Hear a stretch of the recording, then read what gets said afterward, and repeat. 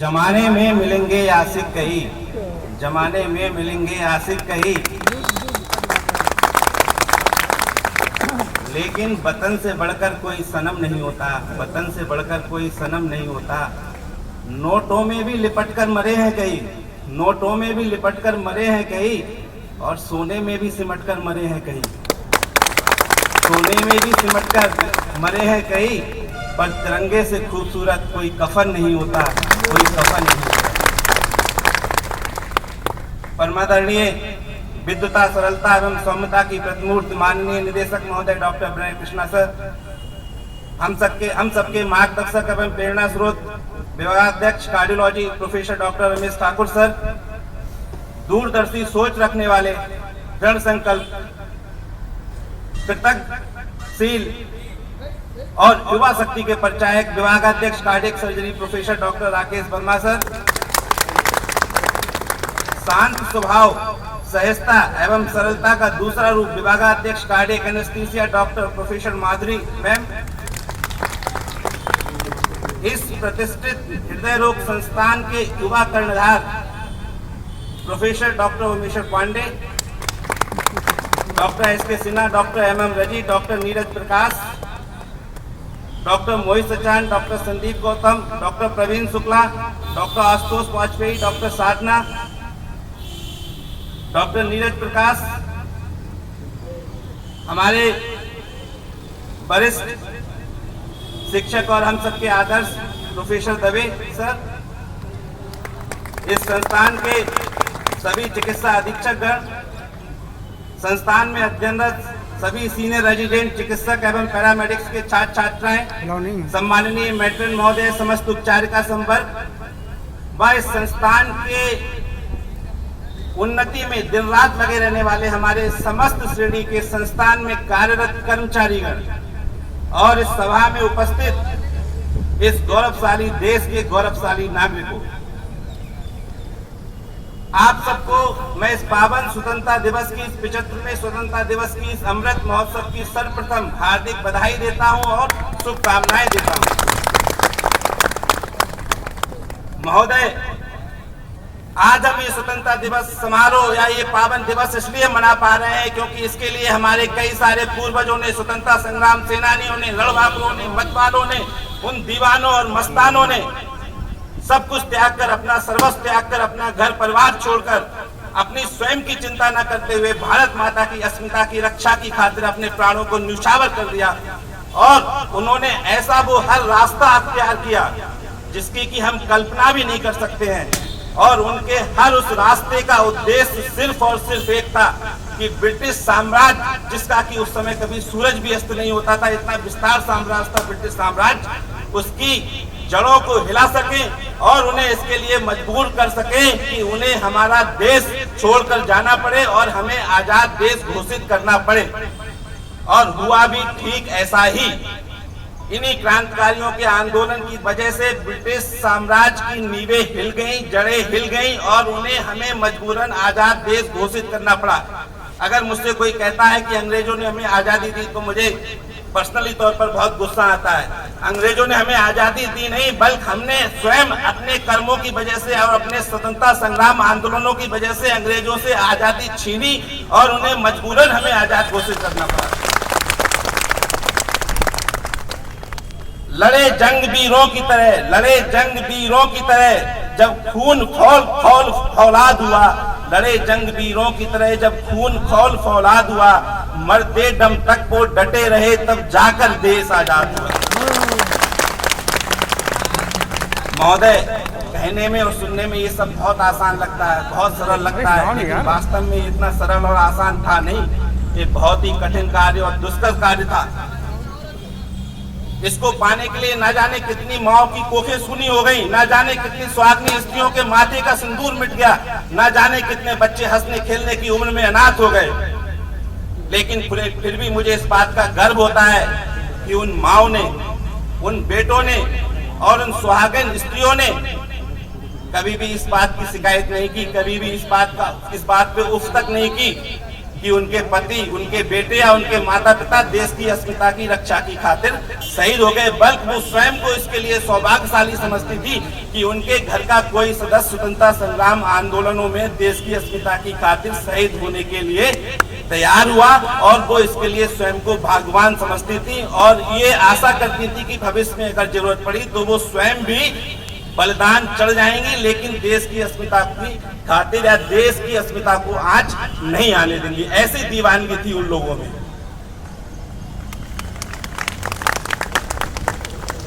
महोदय, देश से है जो प्यार, देश से है जो प्यार, तो हर पल ये कहना चाहिए, मैं रहूं या ना रहूं ये देश रहना चाहिए, मैं रहूं या ना रहूं ये देश रहना चाहिए। जाने के बाद मेरे भी ये सिलसिला यूं ही चलते रहना चाहिए, मैं रहूं या ना रहूं ये देश रहना चाहिए, ये देश रहना चाहिए। महोदय, इतने जतन के बाद मिली आजादी, इतने संघर्षों के बाद मिली आजादी, इतने कठिनाइयों के मिली बात आजादी को संभालने का, सहेजने का, इन खुली हुई हवाओं में सांस जो हमें लेने का मौका मिला है उसको संभालने का हम सब भारतवासियों का कर्तव्य है, और हम सब भारतवासी इसके लिए दृढ़ प्रतिज्ञ भी हैं। मैं नहीं मानता कि 15 अगस्त और 26 जनवरी को जोशीले नारे देने से या जोशीले भाषण देने से और सोशल मीडिया पर फेसबुक या व्हाट्सएप पे तिरंगे के साथ डीपी लगा लेने से कोई देशभक्ति हो जाता है। अगर आपको सच्चा देशभक्त बनना है तो जो भी कार्य आपको अलॉटेड किया गया है, जो भी वर्क आपको अलॉटेड किया गया है, उसको आप तन्मयता के साथ, समर्पणता के साथ, कृत संकल्पता के साथ पूर्ण कीजिए, और इस उद्देश्य के साथ पूर्ण करिए कि उस कार्य को पूरा करने के बाद आपके देश का उत्थान होगा, आपके राष्ट्र की तरक्की होगी, आपका देश उन्नत होगा, आपका देश प्रगति के पथ पर अग्रसर होगा। अगर आप ये सब करने में सक्षम हो पाते तभी आप एक सच्चे राष्ट्रभक्त हैं, एक सच्चे देशभक्त हैं, और उन सपूत क्रांतिकारियों को और उन महान बलिदानियों को तभी आपकी सच्ची श्रद्धांजलि होगी। महोदय, आज इसी कड़ी में मैं चर्चा करना चाहूंगा, जो प्रेरक प्रसंग बताने का मुझे आदेश दिया गया है माननीय निदेशक महोदय की तरफ से, तो इस कड़ी में मैं चर्चा करना चाहूंगा एक ऐसी घटना की, एक ऐसे कांड की जिसने कि उस समय के ब्रिटिश साम्राज्य और उसके सभी अधिकारियों को सकते में डाल दिया था कि क्या ऐसा भी हो सकता है। महोदय, मैं बात करना चाहूंगा काकोरी कांड की या काकोरी घटना की। वैसे तो मैं व्यक्तिगत तौर पर इतिहासकारों के हमेशा विरुद्ध रहा हूं कि इस महान ऐतिहासिक घटना को उन्होंने कांड का नाम कैसे दे दिया। हो सकता है ये अंग्रेजों के लिए कांड हो, पर हम भारतवासियों के लिए शौर्य दिवस था, विजय दिवस था, और हमारे महापुरुषों और बलिदानियों को अपने पौरुष को सिद्ध करने का दिवस था, और एक शौर्य दिन था, कोई कांड नहीं था। ये सब इतिहास जो पश्चिमी सभ्यता से प्रभावित इतिहासकार है, उन्होंने इसको कांड कहने की हिम्मत कर दी। मुझे उन पे पर्सनली बहुत गुस्सा भी आता है और दुख भी होता है। महोदय, कुछ इतिहासकारों ने, कुछ चाटुकार इतिहासकारों ने इस घटना को सिर्फ एक डकैती और लूट का नाम देने की कोशिश की। मैं इसके भी शुरू से ही विरुद्ध रहा हूँ। अरे ये लूट या डकैती कैसे हो सकती है? अंग्रेजों द्वारा हम ही से छीना गया धन, हमारी संपदा, अगर हम उनसे दोबारा छीन लेते हैं तो ये लूट कहाँ हुई? बल्कि हमने तो गणितीय आकलन के अनुसार अपना हिसाब बराबर किया था, और ये बराबर अगर हम किसी से अपना कोई हिसाब करते हैं, अपनी छीनी हुई संपत्ति अगर हम उससे दोबारा छीन लेते हैं तो ये लूट नहीं हुई, ये डकैती नहीं हुई, ये हमारे लिए शौर्य का कार्य हुआ, ये हमारे लिए विजय का कार्य हुआ, ये हमारे लिए गर्व करने का कार्य हुआ। महोदय, इस घटना को बताने से पहले मैं इसकी पृष्ठभूमि में जाना चाहूंगा। सर्वप्रथम महात्मा गांधी जी ने, राष्ट्रपिता ने 1 अगस्त 1920 को असहयोग आंदोलन की घोषणा की, और उस समय इस असहयोग आंदोलन ने देश में ऐसा वातावरण तैयार कर दिया था, और देश के हर वर्ग ने, चाहे युवा वर्ग हो, चाहे वरिष्ठ वर्ग हो, चाहे वृद्ध वर्ग हो, चाहे औरतें हो, चाहे बच्चे हो, सभी ने स्वतंत्रता इस असहयोग आंदोलन में काफी बढ़ चढ़कर हिस्सा लिया था, और ये लगने लगा था कि अब आजादी हमें बहुत जल्दी ही मिलने वाली है। स्वयं महात्मा गांधी जी ने कांग्रेस के अधिवेशन में कहा था कि अगर असहयोग आंदोलन इसी तरीके से चलता रहा तो 1 वर्ष के भीतर हम पूर्ण स्वराज को प्राप्त कर लेंगे। परंतु कुछ व्यक्तिगत कारणों के कारण और कुछ क्षेत्रीय कारणों के कारण महात्मा गांधी जी ने फरवरी 1922 को असहयोग आंदोलन अचानक वापस लेने की घोषणा कर दी, और उनके इस कदम की उस समय पूरे भारतवर्ष में निंदा हुई, आलोचना हुई। पूरे भारतवर्ष में ही नहीं बल्कि स्वयं कांग्रेस के कई वरिष्ठ नेताओं ने भी उनके इस कदम की आलोचना की कि आप व्यक्तिगत तौर पर इतना बड़ा निर्णय कैसे ले सकते हैं। और उनके इस निर्णय की वजह से पूरे देश में निराशा का माहौल फैल गया, और खास तौर से जो युवा वर्ग जो अपनी नौकरियां छोड़ के बैठा हुआ था, अपना पढ़ाई और अध्ययन छोड़ के बैठा हुआ था, सब कार्य छोड़कर असहयोग आंदोलन में भाग ले रहा था, उसके मन में सबसे ज्यादा निराशा हुई कि कोई एक व्यक्ति पूरे देश का निर्णय इस तरीके से कैसे ले सकता है, जबकि हम आजादी के बहुत करीब पहुंचने वाले थे। और तभी इस निराशा के माहौल में कुछ जोशीले युवाओं ने, कुछ जोशीले मतवाले रणबांकुरों ने, कुछ जोशीले मतवाले दीवानों ने उस निराशा के माहौल में भी आशा की किरण जगाने की कोशिश की, जिनमें की प्रमुख नाम है राम प्रसाद बिस्मिल, अशफाक उल्लाह खां, ठाकुर रोशन सिंह, चंद्रशेखर आजाद, भगत सिंह, राजगुरु सुखदेव। और इन सब ने मिलकर 1924 को, अक्टूबर 1924 को इसी कानपुर की पावन धरती पर मिलकर हिंदुस्तान रिपब्लिकन एसोसिएशन संघ नामक संगठन की स्थापना की थी। कानपुर का भी स्वतंत्रता संग्राम में बहुत बड़ा इतिहास रहा है। अगर आप इतिहास के पन्नों को पलटेंगे तो हर दूसरे या तीसरे पेज पे कानपुर का नाम और कानपुर का और बिठूर का नाम आपको उल्लिखित मिल जाएगा, सन 1857 से लेकर 1947 तक। तो हम जिस धरती पे खड़े हैं, इस धरती की माटी में भी देशभक्ति की खुशबू आती रहती है, और इस माटी में भी जाने कितने क्रांतिकारियों का, कितने देशभक्तियों का खून मिला हुआ है। तो हम स्वयं के लिए बहुत भाग्यवान मानते हैं कि इस कानपुर की धरती पर हमें कार्य करने का मौका मिला है। तो इसी कानपुर की धरती पर 1924 में हिंदुस्तान रिपब्लिकन एसोसिएशन की स्थापना की गई, जिसका की उद्देश्य क्रांतिकारी माध्यमों से पूर्ण स्वराज को प्राप्त करना था। तो इसी संगठन के 10 सदस्यों ने, भाई किसी संगठन को चलाने के लिए सबसे पहले धन की आवश्यकता होती है। बिना धन के, बिना आर्थिक सहयोग के कोई भी कार्य नहीं होता है, चाहे आप समाज सेवा का कार्य करें या कोई भी कार्य करें। तो धन कहाँ से इकट्ठा हो, तब उन्होंने ये कार्य योजना बनाई कि जो ये अंग्रेज हमसे धन छीन रहे हैं, हमें लूट रहे हैं, क्यों ना उसी धन को दोबारा हम लूट लें, तो उसमें कोई गलत बात नहीं है और कोई नुकसान नहीं है। तब 10 युवा सदस्यों ने, जिनमें की प्रमुख थे राम प्रसाद बिस्मिल जी, अशफाक उल्लाह खां, ठाकुर रोशन सिंह, राजेंद्र लाहिड़ी जी, चंद्रशेखर आजाद, भगत सिंह, बनारसी लाल, सचिन सिंह सान्याल, योगेश चंद्र चटर्जी, बहुत सारे कार्यकर्ता थे, लेकिन ये 10 लोग मुख्य थे जिन्होंने की सरकारी खजाना लूटने की योजना बनाई। और इस पूरी योजना का ताना बाना उत्तर प्रदेश के शाहजहांपुर जिले में चुना गया था, बनाया गया था, क्योंकि 3 क्रांतिकारी जो मुख्य थे, इसके नेतृत्व करता राम प्रसाद बिस्मिल, अशफाक उल्लाह खां और ठाकुर रोशन सिंह, ये शाहजहांपुर जिले के मूल निवासी थे। और मैं यहाँ पे बिल्कुल स्पष्ट रूप से कह देना चाहता हूँ कि शाहजहांपुर उत्तर प्रदेश का एक ऐसा जिला है जिसके हर गांव में और हर घर में स्वतंत्रता संग्राम सेनानी पैदा हुआ है, और वहाँ की मिट्टी से स्वतंत्रता संग्राम की खुशबू आती है। अगर आपको कभी शाहजहांपुर जाने का मौका मिले तो शाहजहांपुर जाइएगा और वहाँ की मिट्टी को उठाइएगा और अपने माथे से चूमिएगा, उसको नमन करिएगा। और शाहजहांपुर का बहुत बड़ा इतिहास रहा है स्वतंत्रता संग्राम में, बहुत कानपुर की तरह बहुत महत्वपूर्ण योगदान अदा किया है। और आज के समय में भी शाहजहांपुर के कई वरिष्ठ राजनेता और महापुरुष देश और प्रदेश की तरक्की में दिन प्रतिदिन लगे हुए हैं।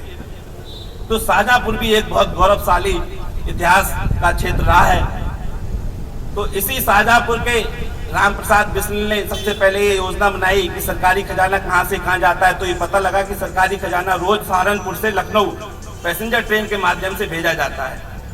तो इन तीनों लोगों ने मिलकर उसको लूटने की योजना बनाई। पहले ये कार्य योजना 8 अगस्त को पूरी होनी थी, लेकिन कुछ कारणों बस ट्रेन छूट गई। फिर 9 अगस्त 1925, ये दिन याद रखिएगा, 9 अगस्त 1925, अभी कुछ दिन पहले ही 9 अगस्त निकली है, और 95वां वर्षगांठ मनाया है हमारी उत्तर प्रदेश सरकार ने काकोरी घटना का, काकोरी शौर्य दिवस का। तो 9 अगस्त 1925 को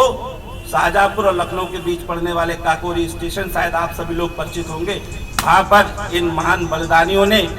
चैन पुलिंग करके सरकारी खजाने को प्राप्त किया और इस घटना को सफलतापूर्वक अंजाम दिया, जिससे कि स्वतंत्रता संग्राम को एक नई शक्ति मिली। बाद में कुछ कारणों की वजह से अंग्रेजों ने कई लोगों को पकड़ा और 46 लोगों पर मुकदमे चले, 26 लोगों को सजाएं हुई, कुछ को आजीवन कारावास हुआ, और चार मतवाले रणबांकुरों, 4 स्वतंत्रता संग्राम सेनानियों, इनके नाम आप अपने जिहन में रख लीजिएगा, बहुत जरूरी है। राम प्रसाद बिस्मिल जी, अशफाक उल्लाह खां, ठाकुर रोशन सिंह और राजेंद्र लाहिड़ी को इस के जुर्म में अंग्रेजों ने फांसी की सजा मुकर्रर कर दी। और 19 दिसंबर इन चारों महान स्वतंत्रता संग्राम सेनानियों को फांसी की सजा दे दी गई। और इन लोगों ने, खास बात ये थी कि हंसते हंसते भारत माता के जयघोष करते हुए जल्लाद को फांसी का फंदा अपने गले में नहीं डालने दिया, बल्कि उन्होंने स्वयं जल्लाद से लेकर फांसी का फंदा अपने गले में डाला। और भारत माता की अस्मिता की खातिर जिस पर खड़े होकर आज हम बातें कर रहे हैं, उसकी रक्षा की खातिर वो चारों जवान शहीद हो गए। इनसे जुड़ा हुआ एक प्रेरक प्रसंग है, छोटा सा मैं यहाँ पर आपसे साझा करना चाहूंगा कि फांसी की सजा जब मुकर्रर हुई थी, उसके एक दिन पहले जेलर इनके रामप्रसाद बिस्मिल जी के जेल के कक्ष में गया था। तो उसने देखा था कि वो आराम से देशभक्ति के गाने गा रहे हैं और व्यायाम कर रहे हैं। तो अंग्रेज जेलर अचरज में पड़ गया कि किसी व्यक्ति के जिसको कल फांसी की सजा दी जानी है, वो इतना प्रसन्न और उन्मुक्त कैसे हो सकता है, व्यायाम कर रहा है। तो उसने कहा, अरे रामप्रसाद बिस्मिल जी, आप व्यायाम क्यों कर रहे हो, व्यायाम करके क्या करोगे, कल तो आपको फांसी की सजा दी जाएगी, आपको परलोक सुधारना है। तब रामप्रसाद बिस्मिल जी ने कहा, अरे मूर्ख जेलर, मूर्ख अंग्रेज, तू ये नहीं जानता मैं व्यायाम इसलिए कर रहा हूँ कि मैं स्वस्थ होकर मरूं, मैं रोगी होकर ना मरूं। क्योंकि मुझे स्वस्थ होकर मरना है और मुझे फिर पुनर्जन्म लेना है और फिर इसी माटी पे पैदा होना है और फिर इसी माटी पर पैदा होकर जो मैं ये अधूरा काम छोड़कर जा रहा हूँ, मैं इसको पूरा करूंगा। ठीक ऐसे ही विचार ठाकुर रोशन सिंह और राजेंद्र लाहिड़ी जी के थे। और जब अशफाक उल्लाह खां को ये बात पता लगी, बहुत ही मार्मिक चित्रण है मित्रों, आप इसको ध्यान से सुनिएगा। जब अशफाक उल्लाह खां जी को ये बात पता लगी कि ठाकुर रोशन सिंह जी और राजेंद्र लाहिड़ी जी और रामप्रसाद बिस्मिल जी दोबारा जन्म लेने की बात कह रहे हैं, तब उन्होंने कहा, अरे मैं तो मुसलमान हूँ और मुसलमान धर्म में पुनर्जन्म की इजाजत नहीं होती है, तो मैं कैसे आऊंगा इस धरती पर। तब उन्होंने कहा कि कोई बात नहीं, मैं ऊपर जाऊंगा और अल्लाह से गुजारिश करूंगा, दरखास्त करूंगा, विनती करूंगा कि हे अल्लाह, मुझे दोबारा उसी माटी पर पैदा कर दे, मेरे ऊपर एक ये एहसान कर दे, दोबारा उसी माटी। आज कोई बुरी नजर से हमारी माँ स्वरूप भारत माता की तरफ आंख उठाकर भी देखेगा और हमारे सम्मान के प्रतीक इस तिरंगे की तरफ बुरी नजर से आंख उठाकर भी देखेगा, तो हम उसे ईंट का जवाब ईंट से और पत्थर का जवाब पत्थर से देने की कुव्वत रखते हैं, मादा रखते हैं, हौसला रखते हैं। ये जज्बा हमारे अंदर किन्होंने जगाया है, ये जज्बा हमारे अंदर इन्हीं क्रांतिकारियों ने जगाया है, चंद्रशेखर आजाद ने जगाया है, भगत सिंह ने जगाया है, अशफाक उल्लाह खां ने जगाया है, रामप्रसाद बिस्मिल ने जगाया है, ठाकुर रोशन सिंह ने जगाया है, राजगुरु ने जगाया है, सुखदेव ने जगाया है। खून से खेलेंगे होली, खून से खेलेंगे होली, गर वतन मुश्किल में है, खून से खेलेंगे होली, गर वतन मुश्किल में है, सरफरोशी की तमन्ना अब हमारे दिल में है, अब हमारे दिल में है। महोदय, अंत में चंद पंक्तियों के साथ मैं अपनी बात को विराम देता हूँ। सीने में जुनून और आंखों में देशभक्ति की चमक रखता हूँ, सीने में जुनून और आंखों में देशभक्ति की चमक रखता हूँ। दुश्मन की सांसें थम जाएं, आवाज में इतनी धमक रखता हूँ, आवाज में इतनी धमक रखता हूँ। जय हिंद।